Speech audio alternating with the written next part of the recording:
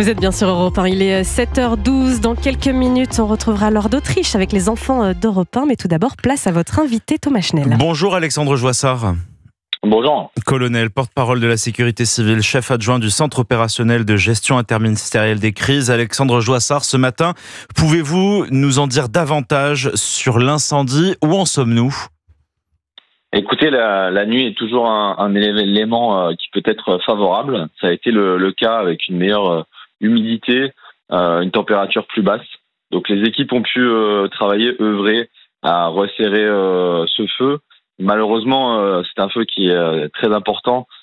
Christophe Mani, le directeur du service incendie de l'Aude, le disait tout à l'heure, historique en termes de vitesse, historique en termes de superficie et de périmètre. Donc c'est encore une grosse journée qui attend les équipes, avec des données météorologiques qui dans la journée pourraient nous être défavorables.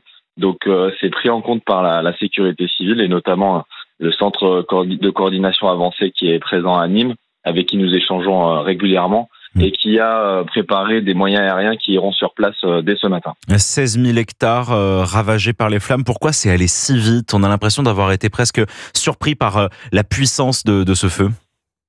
Alors on ne peut être que surpris puisque ce sont des données qui n'étaient pas enregistrées ou qui ont pu être enregistrées qu'au plus fort du feu de Gonfaron par exemple en 2021 dans le Var. Pour autant, ça peut s'expliquer par plusieurs données. Les premières données, c'est l'hygrométrie, la sécheresse qui était très importante. La deuxième, c'est aussi le vent qui soufflait sur cette zone. Et puis, il y a la végétation. Malheureusement, il y a de nombreux végétaux morts qui étaient présents sur cette situation. Et donc, du coup, ça accélère le feu. En ce qui concerne la vitesse, elle est très impressionnante puisque vous voyez les moyens de la sécurité civile qui ont observé le départ du feu, l'avion en l'occurrence, a pu frapper dans les 10 minutes après éclosion. Et malheureusement, ça n'a pas permis d'endiguer le départ de ce feu monumental. Oui, parce qu'on n'est pas loin d'un centre important de la sécurité civile qui se trouve à Nîmes, c'est ça? Au-delà de ça, on a même un système qui s'appelle le guet aérien armé, avec des appareils qui ont des circuits qui sont prévus dans la journée. Les circuits, on les décide la veille justement avec ce centre de coordination avancée et en échange avec les zones à risque. Et donc, il y avait un circuit qui était prévu au-dessus de l'Aude, puisque l'Aude était en risque très sévère. Et l'objectif de ce circuit qui est fait par les avions, c'est dès qu'il perçoit le début d'un feu, de pouvoir taper ce feu avant qu'il prenne trop d'ampleur. Donc, ce qui a été fait, mais là, vu qu'on était dans des données particulières, le feu a quand même continué et poursuivi sa course. À côté de cela, les avions qui étaient en l'air ont quand même tapé 2 autres départs de feu, un dans l'Aveyron et un aussi à proximité dans l'Aude, qui n'ont pas pu se développer, et c'est bien là tout l'intérêt de ce fonctionnement. Donc vous parliez de ces végétaux morts dans le massif des Corbières, ça veut dire que ce matin-là, tous les vignerons et au sens large, tous les agriculteurs des départements concernés par les vigilances doivent se rendre dans leurs champs pour aller retirer, débroussailler le plus possible? Alors malheureusement non, ça sera pas possible pour 2 raisons. Premièrement, c'est que le débroussaillement est lui-même un facteur à risque lorsqu'il arrive dans ces périodes sèches, puisqu'il peut créer des étincelles ou il peut créer des zones de départ. Donc ça, c'est un premier point. Deuxième point, c'est un nouveau fonctionnement qu'il faut que l'ensemble des agriculteurs et puis des responsables aient bien en tête. On a de nouvelles données en fait. C'est que par le passé, ce genre de friche pouvait peut-être fonctionner. Là, en l'occurrence, ça ne marche pas, puisque avec les températures et les conditions météorologiques exceptionnelles à cette période de l'année, on peut voir les conséquences. Maintenant, au-delà des raisons et des facteurs qui amènent à ce qu'il y ait une prise de vitesse par ces feux, il faut aussi prendre en compte le fait que 9 feux sur 10 sont d'origine humaine.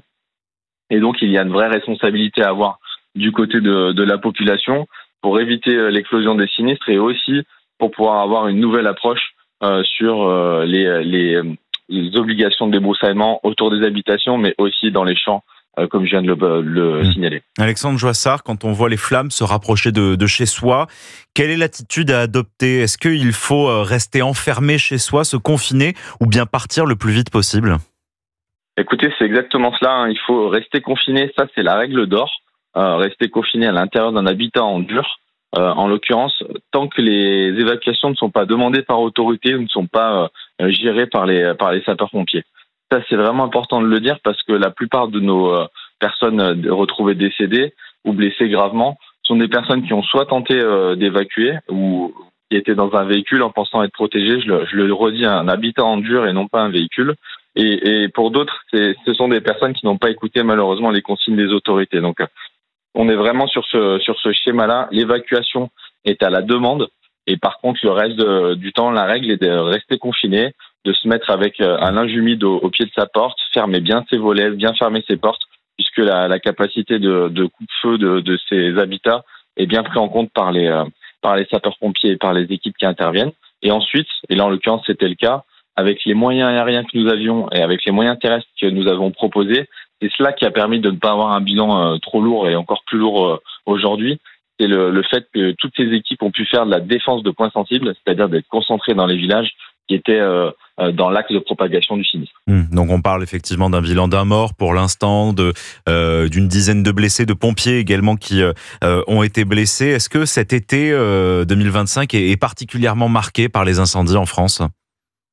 Écoutez, jusqu'à ce feu, il était sur ce qu'on appelle le haut du spectre, c'est-à-dire avec des données élevées, mais sans être exceptionnel sur la superficie brûlée. C'était aussi grâce au travail de l'ensemble des équipes de la sécurité civile et de la coordination qui a été réalisée avec toutes les colonnes feux de forêt, c'est-à-dire les renforts qui sont générés jour après jour. Malheureusement, avec ce feu historique, on a plus d'un tiers de la surface totale depuis le début juillet qui est consommée rien que par ce feu.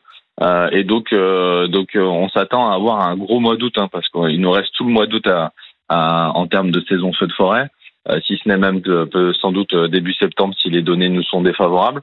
Donc nous allons être très concentrés sur ce mois d'août et dès ce week-end, puisqu'on a une vague de chaleur et un arc méditerranéen qui va nous amener à avoir des risques sévères dans plusieurs départements. Et est-ce que pour cet incendie, on peut parler de méga-feux comme au Canada ou aux États-Unis ?